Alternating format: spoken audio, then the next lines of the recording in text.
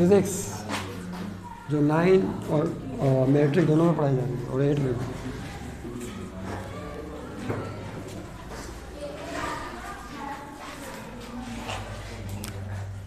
देखिए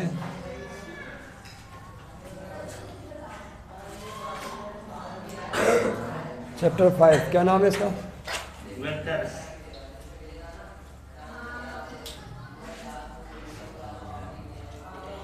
vectors. Vectors की heading डालें। देखिए वेक्टर्स जो रोज़मर्रा ज़िंदगी में जब हम फिज़िकल क्वांटिटीज़ की बात करते हैं, किसकी? फिज़िकल क्वांटिटीज़ की बात करते हैं, लेंथ की बात करते हैं, मास की बात करते हैं, टाइम की बात करते हैं, स्पीड की बात करते हैं, वेलोसिटी है, एक्सेलरेशन है, टॉर्क है, मोमेंटम है, एनर्जी है, वर्क डन है, बेशुमार जो हम फिज़िकल क्वांटिटीज़ पढ़ते हैं, इनमें कुछ फिज़िकल क्वांटिटीज़ ऐसी होती हैं कि जिनको एक्सप्रेस करने के लिए डायरेक्शन नहीं बतानी पड़ती। क्या नहीं बतानी पड़ती? डायरेक्शन नहीं बतानी पड़ती।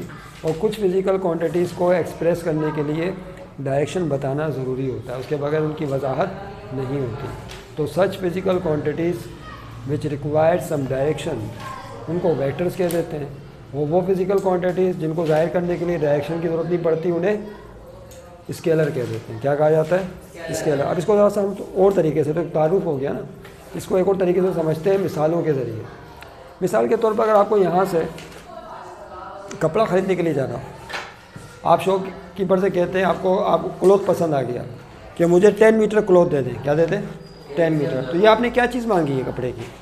क्या कपड़े का टाइम मांगा है, कपड़े का मास मांगा है, या लेंथ मांगी है? लेंथ मांगी है। क्या मांगी है? तो यहाँ पे फिज़िकल क्वांटिटी कौन सी आ जाएगी? लेंथ। तो हम लेंथ की मिसाल लेके चल रहे हैं। लेंथ तो आपने मांगी है, आ जाएगी 10 मीटर क्लॉथ दे दें। जैसे आपने उससे बोला कि 10 मीटर क्लॉथ दे दें। अब देखिए यहाँ पे लेंथ को शो किया आपने, कपड़े की लंबाई को, दो चीज़ों के ज़रिए। एक तो आपने बोला 10 और दूसरा क्या बोला? मीटर। ये जो 10 आपने बोला है, इसको कहते हैं फिज़िकल क्वांटिटी का मैग्नीट्यूड। क्या कहा जाता है? फिज़िकल क्वांटिटी का। शाहजेब आप यहाँ बैठिए। फिज़िकल क्वांटिटी का मैग्नीट्यूड कहलाता है, दिस इज कॉल्ड मैग्नीट्यूड। अच्छा, उसके बाद जो मीटर कहा, क्या?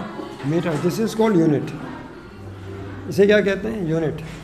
Unit of the length. तो अब ये बताइए, जब आप दुकानदार से कहते हैं 10 मीटर क्लॉथ दे दें, तो दुकानदार आपकी बात समझ जाता है मुकम्मल तौर पर, आपको नाप के दे देता है 10 मीटर क्लॉथ, या कुछ और सवाल जवाब भी करता है? नहीं, उसने मीटर स्केल उठाना है अपना, वो 1 मीटर का जो होता है, 1 मीटर, 2 मीटर, 3 मीटर, कितने मीटर नाप लेंगे? 10 मीटर। नापने के बाद वो आपको दे देंगे और कीमत ले लेंगे जो भी थे। वो ऐसे ही होता है ना। यानी इसका मतलब है लेंथ को ज़ाहिर करने के लिए दो चीज़ों की ज़रूरत पड़ी, मैग्नीट्यूड की और मीटर की, यूनिट की। किसी तीसरी की चीज़ की ज़रूरत नहीं। एक मिसाल और लेते हैं, मास। क्या? मास किसे कहते हैं? The quantity of matter. रोज़मर्रा ज़िंदगी में आप मार्केट में जाते हैं, मास ख़रीदते हैं। कभी आप गोश्त ख़रीदते हैं, कभी आप चीनी ख़रीदते हैं, चीनी का मास लेते हैं, कभी आप दालें ख़रीदते हैं, उसका मास लेते हैं। ऐसे ही होता है ना। फ़र्ज़ कर लें आप गोश्त की दुकान पे गए, बीफ शॉप पे, आपने कसाब से कहा कि मुझे 2 kg ये बीफ दे दें। कितना? 2 kg बीफ। क्या वो आपकी बात समझ जाएंगे? बिल्कुल समझ जाएंगे। आपको 2 kg पीस काटने के बाद तोल कर दे देंगे। ऐसे ही होता है ना भाई। तो अब ये जो 2 kg मीट है, क्या है? मीट या बीफ, अगर गाय का गोश्त बीफ, तो इसको इसमें आप और करें, आपने 2 kg गोश्त ख़रीदा, इसमें 2 कौन है? या तो मैग्नीट्यूड हो गया, ठीक है, अददी कीमत हो गई, इसको उर्दू में अददी कीमत कहते हैं। और ये जो केजी बोला, दिस मीन्स किलोग्राम, ये कौन है? यूनिट। तो क्या कसाब कोई आपसे कुछ और तीसरी चीज़ भी पूछेंगे? नहीं, वो समझ जाएंगे, आपको 2 किलोग्राम जो तोल के दे देंगे। ओके। इन दोनों मिसालों के अंदर लेंथ में और मास फिजिकल क्वांटिटी में मैग्नीट्यूड और यूनिट की ज़रूरत पड़ी, किसी चीज़ की ज़रूरत नहीं पड़ी। आइए एक और मिसाल पे गौर करें। डिस्प्लेसमेंट। क्या क्या कह रही हैं? हाँ, ये लिखते जाए ना सर, ताकि आपके वो नोट्स बनते जाएं। ये नोट्स बन रहे हैं, आप याद रखिएगा। और इससे अच्छे नोट्स दुनिया में, मैं अभी एक मिसाल दे रहा था इन लोगों को, फर्स्ट ईयर वालों को, कि सबसे बेहतरीन नोट्स कौन से हैं।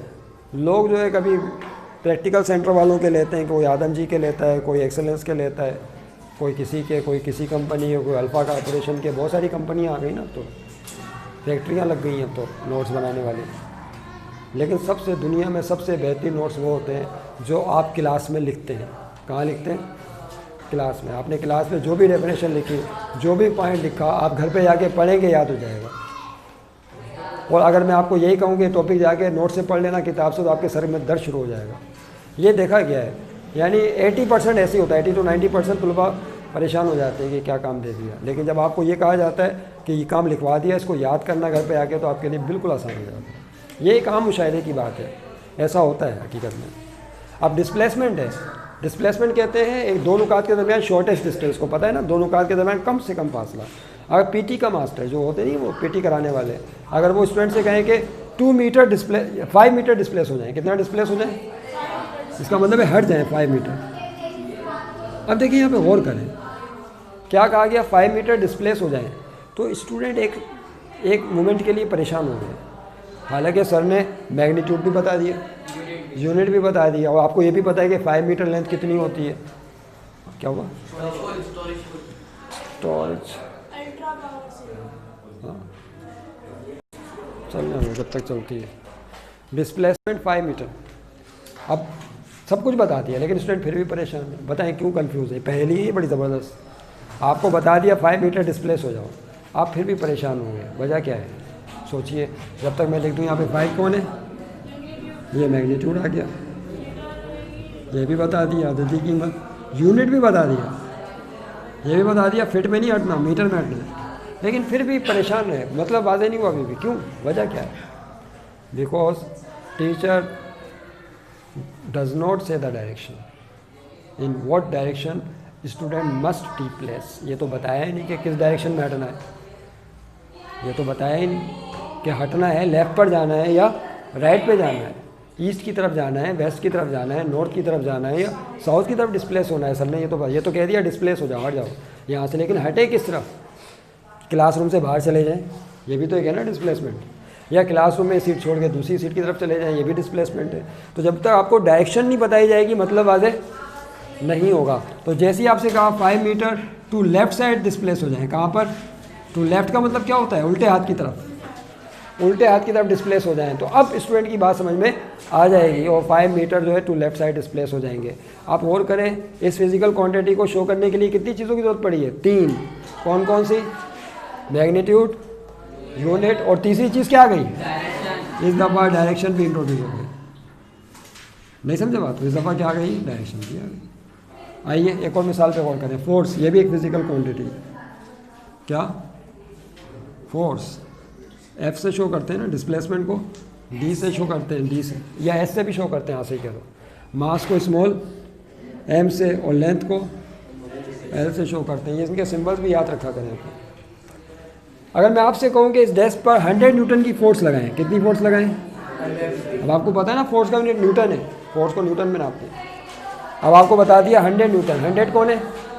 बताइए, मैग्नीट्यूड। मैग्नीट्यूड बिल्कुल सही कहा। न्यूटन कौन है? यूनिट भी बता दिया, यूनिट भी बता दिया। फिर क्या मतलब समझ में आ गया? या you get a little confuse? आप फिर कंफ्यूज हैं। क्यों कंफ्यूज है मन?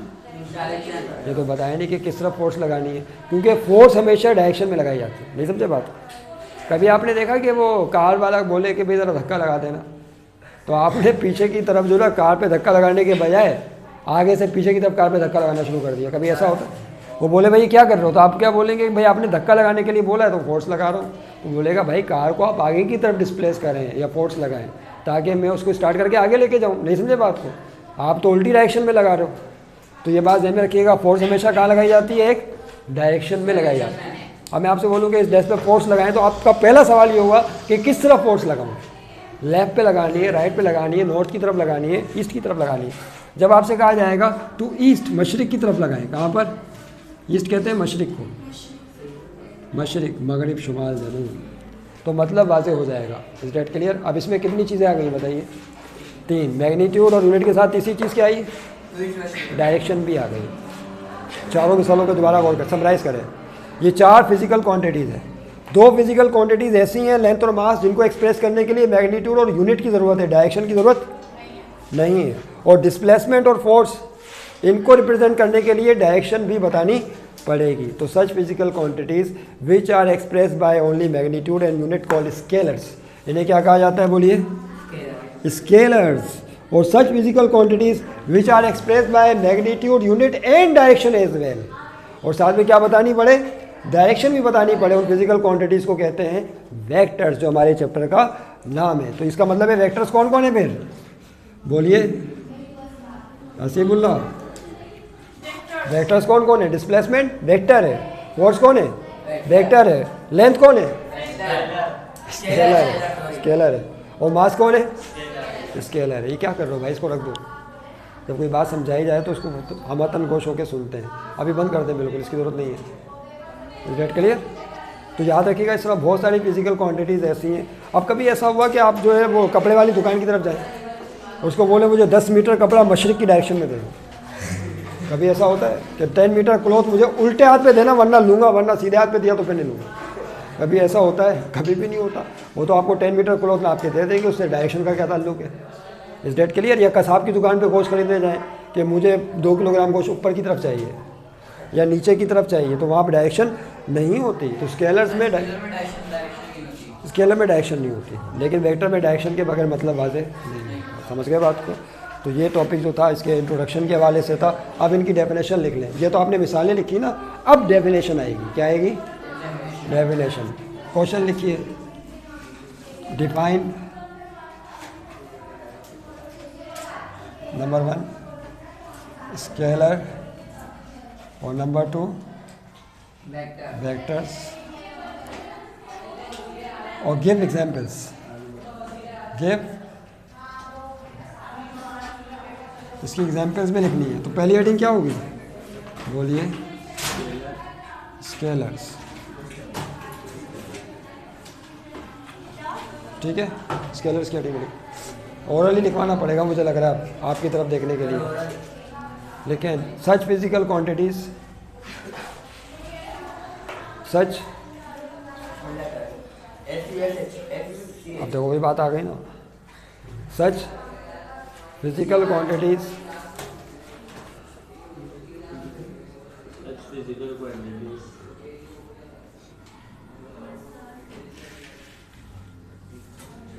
which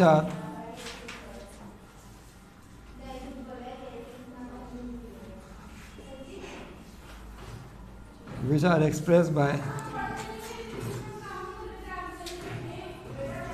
magnitude